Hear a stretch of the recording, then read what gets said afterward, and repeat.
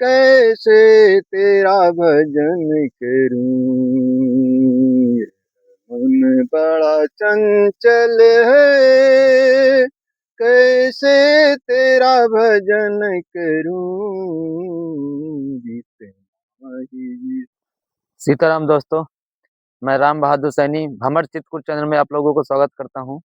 मैं एक चित्रकूट के जंगलों में आया हूं, जहां संत जी महाराज जी रहते हैं और वो अन्न भी नहीं खाते हैं। काफी वर्षों से वहां रह रहे हैं। हम उनका कुछ दर्शन दिखाते हैं। कुछ इस प्रकार से जंगल है, इस प्रकार से हमें रास्ते से जाना होगा। घने घर जंगलों से जो दिख रही कि छोटी सी उनके पन्नी टाल के कुटिया में रहते हैं।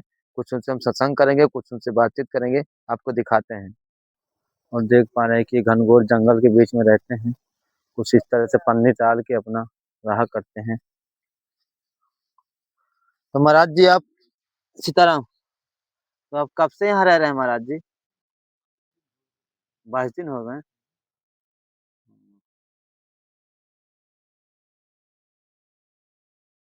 तो आपको इस सो जानवर और तो नहीं आते हैं?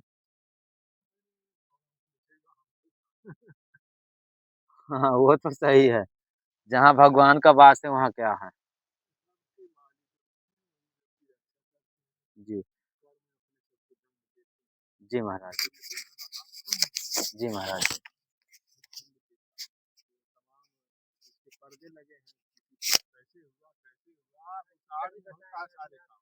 जी।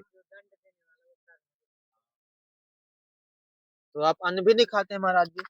नहीं, इतने समय तो हम केवल चना है, महाराज जी दे दिए, महात्मा आए तो थोड़ा सा चना दे दिए। जी महाराज। तो वही इसमें लगभग 15-20 ग्राम चना भिगो देते हैं कटोरी में। जी महाराज। भीगा हुआ चना है थोड़ा सा। महाराज टमाटर वमाटर ले लीजिए अगर लेना। जैसे चल रहा चलेगा।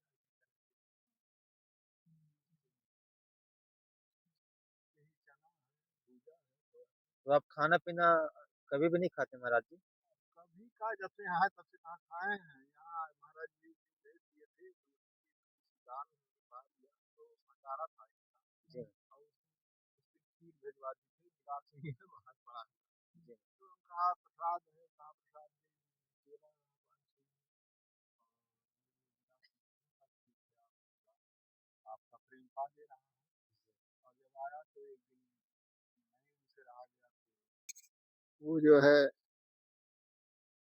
पूरा भोजन भिजवा दिया उन्होंने। तो हम कहा हम पाएंगे कहाँ से, नहीं पा पाएंगे। फिर हम कहा प्रेम है आपका तो ये एक रोटी है, थोड़ी सी दाल इसी कटोरी में ले लिया, तो आज बस काम खत्म।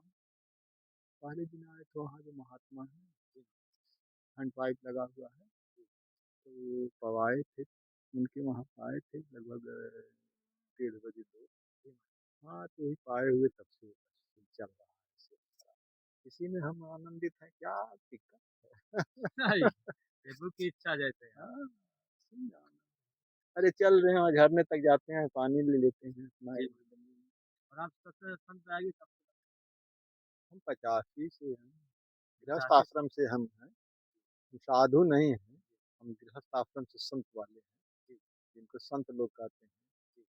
तो मैं उसी से हूँ, उसी से संबंधित है मेरा संबंध। तो भजन साधन हमारा नियम है, हम लग रहे हैं। लेकिन वो पहले तो जो बताए हैं आप 85 वाली बात, तो ऐसे संत नहीं थे तब, साधु डिग्री में थे, साधु बने थे तो, लेकिन गृहस्थ आश्रम में रहते थे, पारिवारिक थे, हैं, परिवार से बंधे हुए थे। लेकिन सबसे जो मुक्ति मिल गई। देखिए हर चीज का अनुभव करना जरूरी है, बिना अनुभव किए हुए जीवन में समझ में नहीं आएगी बात। थ्योरी और प्रैक्टिकल में दोनों में अंतर होता है। थ्योरी करके समझा जाता है, लिखा पढ़ा चीज होता है थ्योरी, और प्रैक्टिकल करके देखा जाता है क्या सत्य है। ये संसार देखिए, जब तक आप प्रैक्टिकल में नहीं आएंगे तब तक इसकी भाषा नहीं समझ पाएंगे। परिवार में है, माँ बाप हैं, भाई बंधु हैं, रिश्तेदार हैं, मित्र हैं आपके, आप उनमें अनुभव कीजिए कौन आपका साथ दे रहा है। पत्नी है, बच्चे हैं, तो आप जब अनुभव करेंगे कौन आपका साथ दे रहा है, तो वहीं आपको पता चल जाएगा संसार झूठा है या सत्य है। तब आप आगे बढ़ पाएंगे, वरना बार बार उसी में फंसे रहेंगे। तो ये सारी चीजें प्रैक्टिकल की हैं, प्रैक्टिकल ही जीवन है मनुष्य का। मनुष्य जीवन मिला है तो पाइए, परमात्मा को पाइए, संसार तो ऐसे ही है। इससे जैसे हम कोई बंधे हैं। बोलता नहीं भगवान का नाम लेने से ही भगवान मिलते हैं, उनका भजन में लगे रहो तभी भगवान मिलता है, ऐसा कुछ क्या हाँ, तो लगने का मतलब ये है, हमारा मन ही सब कुछ करवा रहा है। सारी क्रिया मन की है, शरीर से का कोई मतलब नहीं। शरीर तो अन्न पा रहे हैं, स्वस्थ बना रहे हैं इसको, लेकिन आत्मा हमारी दुर्बल है। क्यों? कि हम परमात्मा को नहीं जानते पहचानते हैं, उनका साधन भजन का तरीका हमको नहीं पता है। तो आत्मा हमारी दुर्बल है। जब तक दुर्बलता नहीं समाप्त होगी तब तक हम लड़ नहीं पाएंगे। जो कुरुक्षेत्र है, जिसको कहते हैं कि महाभारत, महाभारत क्या है? कोई बाहरी लड़ाई थोड़ी है, ये अंतर की लड़ाई है। हमारे विकार जो हैं, जितने काम क्रोध लोभ मोह अहंकार, ये सब ही इस आत्मा को तो फंसाए हुए हैं। जब तक ये विकार नहीं अंदर से निकलेंगे, तो स्वामी महाराज ने कहा कि प्रभु, अरे तुम्हारे घर में चोर घुस गए हैं, है? इनको जरा मेरे कहने तो मान नहीं रहे हैं, लेकिन एक निगाह आप तिरछी निगाह कर देंगे तभी ये छोड़ देंगे, नहीं तो बदनामी होगी आपकी। मैं क्या करूं? लोग हंसेंगे आपके नाम पर, बदनामी आपकी होगी। इसलिए इन चोरों को आकड़ा। हाँ, मन एकाग्रित नहीं रहता है।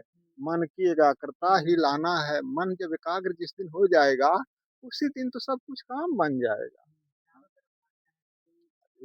इसीलिए इसीलिए आप देखो कि बंदर की संज्ञा दी गई, बंदर हमेशा उछल कूद करता रहता है सामने। और चूहा की संज्ञा दी गई है, गणेश जी का मतलब ये कहते हैं गणेश जी की सवारी चूहा है। तो उस चूहे पर गणेश जी उतनी भारी शरीर लेकर के बैठ गए, एक आदमी बैठ जाए चूहा मर जाएगा, जिंदा रहेगा। लेकिन उसकी संज्ञा ये है, चूहा मत देखिए, चूहा शांत नहीं रहता है। इस तरह से मन नहीं शांत रहता है। मन न शांत होने के कारण ही सारी बाधा है। जिस दिन मन शांत हुआ, उस दिन बाधाएं समाप्त हो जाएंगी। और यही हाल है, शिव जी दर्शाए हैं। वो बैल जो है, बैल का मतलब क्या है? बैल कोई चीज बैल नहीं है। वो हमारे शरीर की सारी स्थितियां, शरीर में 18 सेंटर बने हैं, सेंटरों पर हर सेंटर का अलग अलग मतलब होता है। तो हम जिस सेंटर पर जाएंगे उस सेंटर का प्रभाव दिखाई देगा। भोलेनाथ जो है, ये त्रिशूल का मतलब थोड़ी त्रिशूल तीन शूल जिसमें बने ना, ये त्रिशूल नहीं, त्रिशूल है, ये त्रिशूल है दैविक दैहिक भौतिक। ये तीन गुणों का ये त्रिशूल है। इसी त्रिशूल से सारे लोग पीड़ित।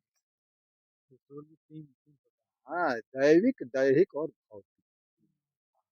दैविक दैहिक भौतिक तापा, राम राज कबहू नहीं व्यापा। ये रामचरितमानस की चौपाई है। भगवान जब रावण का ना सर्वनाश कर दिया, इसके बाद अयोध्या में आए हैं, राज्य किया है, उस समय ये तीनों नहीं, दैविक और दैहिक और ये ताप है।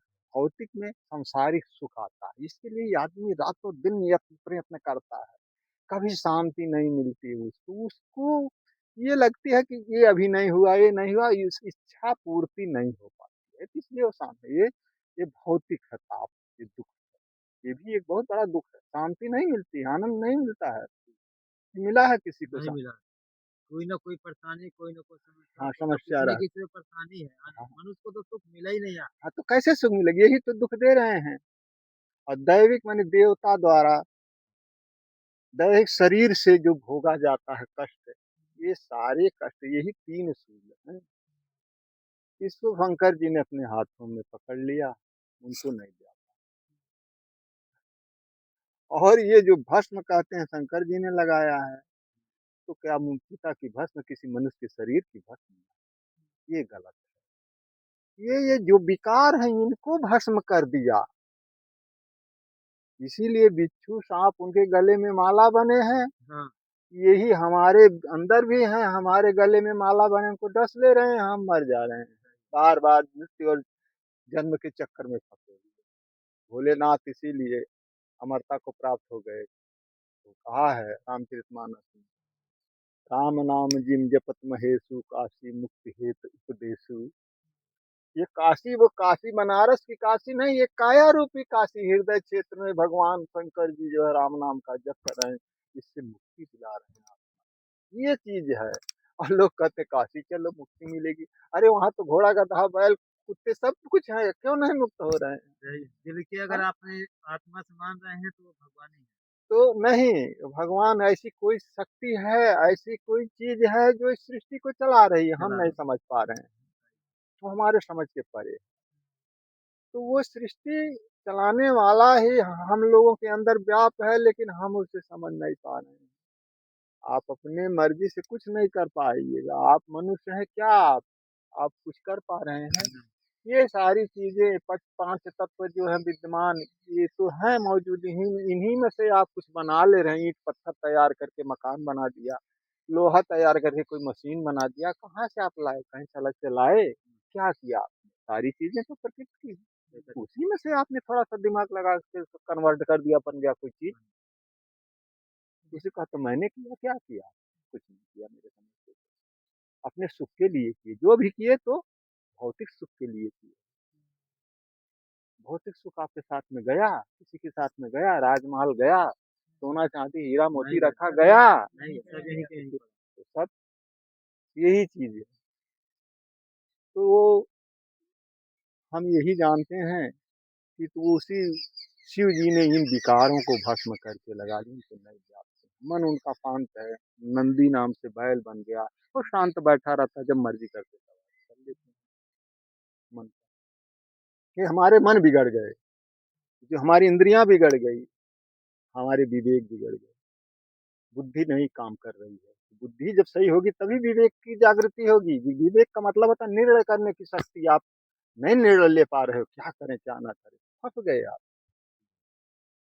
सही निर्देश आपको नहीं मिल पा रहा, हम क्या करें कि जो हमारे लिए अच्छा हो, हमारे जीवन में अच्छा हो, हमारा मार्ग सफल हो, हम जिस लिए मनुष्य शरीर पाए उसमें सफलता पाए। और संसार के भौतिक सुख के लिए तो सब कुछ होगा, कोई थोड़ा कोई ज्यादा अपने कर्म के अनुसार तो वही भोग बने हैं। कर्म हमारे गंदे कर दिए तो पशु जीवन में ढकेल दिया, चिड़िया बना दिया, जानवर बना दिया, कीड़े मकोड़े बना दिया है। कौन बनाया? कहते प्रभु ने बनाया, नहीं ऐसी बात नहीं। कर्म से ही मेरा मिलता है ही फल। कर्म बना दिया। मैं आज जिस चीज में लगा हूँ, जो मेरी इच्छा है, गंदी इच्छा है, तो वही गंदी जगह पर ले जाएगी। बराबर मन की इच्छा जो है वही होता इस समय ये शरीर त्यागते जीवन भर राम नहीं कहे हो, तो मृत्यु के समय राम कैसे आएगा? स्कूल में पढ़ाई करने के लिए छोटा बच्चा जाता है, साल भर में वो क ख सीख पाता है, तब उसको पूरे जीवन याद रहता है। आप पढ़ते जाओ, लेकिन क ख नहीं भूल पाओगे। और लिखना सारे शब्द ये ऑटोमेटिक आते जाएंगे, फला अक्षर लिखना। और अब अभी आप ना पढ़े रहो तो क्या लिखो? तो आप इसी तरह से जब भजन आपका अनवरत नहीं चलेगा, तो आपको उस समय याद कैसे आएगा? जिस समय शरीर जो जिसमें आप रत हो वही सामने आएगा, वही मन की इच्छाएं ही जन्म का कारण बनती हैं। जो हमारी इच्छा अंतिम होती है, वही जगह पे जन्म मिलता है। है। तो मरते टाइम में आदमी देखो कितना बोलते हैं भगवान का नाम लो भगवान ना जब ना भी ना, मिले कहीं तो नहीं नहीं आएगा। हाँ उसको 24 घंटे पहले बेहोश हो जाएगा, चेतन अवस्था में कोमा में चला जाएगा, क्या जी राम नाम लेगा?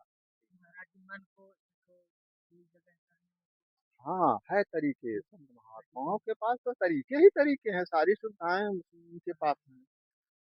उनके शरण में रहिए, उनका जो है बात मानिए, वो जैसे कहते हैं निर्देश देते हैं वैसा अपन पालन करो। शिक्षक जब शिक्षा देगा तो उनकी बात माननी पड़ेगी। विद्यालय ना हो, शिक्षक ना हो, तो लाइब्रेरी में किताब भरी पड़ी है, कोई पढ़ करके इंजीनियर, वैज्ञानिक, डॉक्टर, मास्टर कुछ भी बने तो हम समझ लें, बन जाएगा, नहीं बनेगा। मास्टर की आवश्यकता होती है।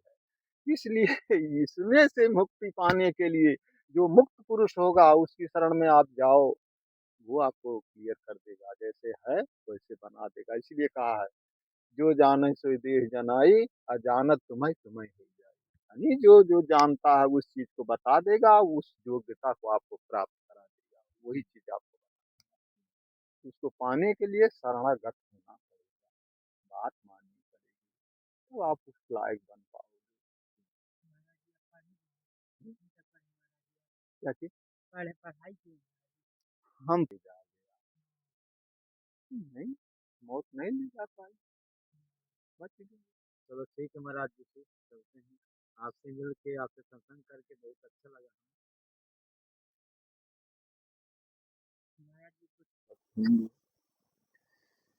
भगवान तेरे चरणों की कुछ धूल जो मिल जाए, भगवान तेरे चरणों की कुछ धूल जो मिल जाए, सच कहता हूँ दाता किस्मत ही बदल जाए, भगवान तेरे चरणों की कुछ धूल जो मिल जाए, सुनता हूँ तेरी रहमत दिन रात बरसती है, सुनता हूँ तेरी रहमत दिन रात बरसती है, एक बूंद जो मिल जाए मन की कली खिल जाए, भगवान तेरे चरण की कुछ धूल जो मिल जाए।